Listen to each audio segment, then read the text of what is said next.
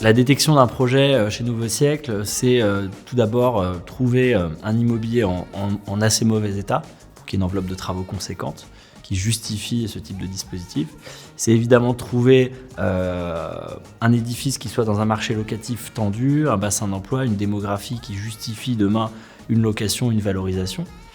Et c'est évidemment que l'immeuble soit inscrit ou classé au titre des monuments historiques, ou dans un site patrimonial remarquable, ou pour le cadre du déficit foncier, simplement un immeuble bien placé en hyper-cœur de ville. Un deuxième sujet qui fait également notre singularité, c'est la solidité et la sécurité qu'apporte un groupe comme Bouygues, et notamment un actionnaire comme Bouygues Immobilier.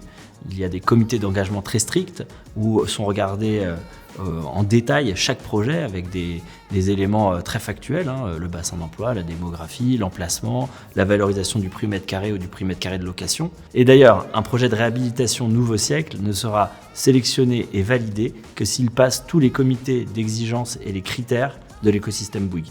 Nous avons également une grande exigence sur le choix des entreprises, chaque chantier étant unique, d'une volumétrie différente, dans des régions différentes également. Ça justifie des compagnons et des entreprises avec des savoir-faire différents.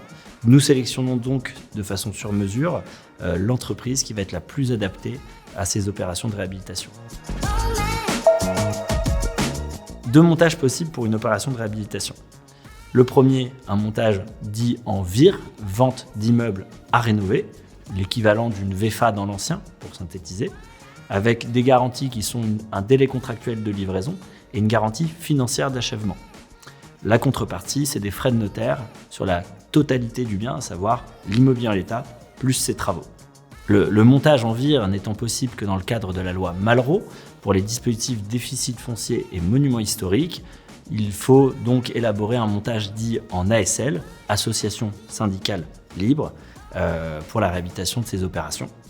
Une différence notable entre le cadre juridique de la VIR et les montages en ASL, ce sont les frais de notaire qui s'appliquent dans le cadre du monument historique et du déficit foncier simplement sur le foncier en l'état. Le cadre juridique de la VIR induit une garantie de prix ferme et définitif et de délai contractuel de livraison, ce qui n'est pas obligatoire pour les montages en ASL. Cependant, Nouveau Siècle s'engage pour ces 2 montages à livrer des opérations avec des prix fermes et définitifs et des délais contractuels de livraison.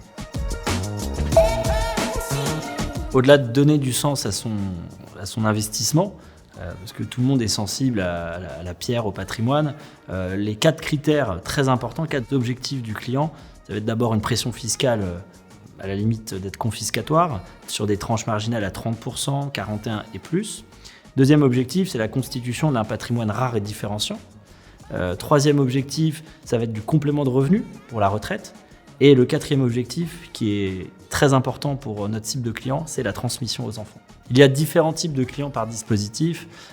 Pour le dispositif Malraux, on va préférer des clients dans une tranche marginale à 30%, à 41%, principalement cadres sup, chefs d'entreprise, des personnes qui sont déjà propriétaires de leur résidence principale et d'un petit locatif. Et là, on va pouvoir proposer une solution en dehors des plafonds.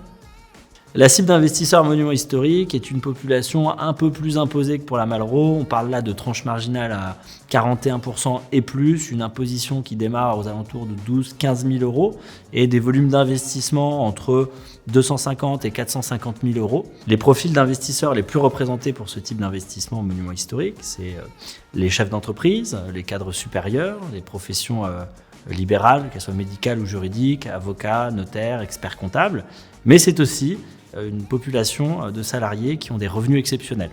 Dans le cadre du déficit foncier, on a une cible d'investisseurs qui a des revenus de même nature, donc des revenus fonciers. Les revenus fonciers, ça peut être évidemment des loyers, mais ça peut être aussi du fermage, de l'éolien. Donc on a une cible de propriétaires d'appartements, mais également ça peut être des viticulteurs, des agriculteurs. Et une cible également méconnue, ce sont toutes les personnes ayant fait un investissement en locatif Pinel, Duflot, Cellier, Robien, il y a 5, 10, 15 ans, qui sont aujourd'hui imposés sur leurs revenus locatifs d'une dizaine de milliers d'euros, si on a investi dans un T3 d'une grande métropole il y a quelques temps, et sur lequel ils sont imposés à leur TMI plus CSG. Donc dans une tranche à 30 ou 41, ça fait quasiment 50 à 60% d'imposition. Je crois qu'aujourd'hui, chaque client Nouveau Siècle a une vraie appétence et une vraie volonté de contribuer, d'être un contributeur à son échelle de la réhabilitation du patrimoine historique français. C'est évidemment également une incidence fiscale forte, une rentabilité des revenus locatifs, mais surtout un bien d'exception, un bien patrimonial à transmettre à ses enfants.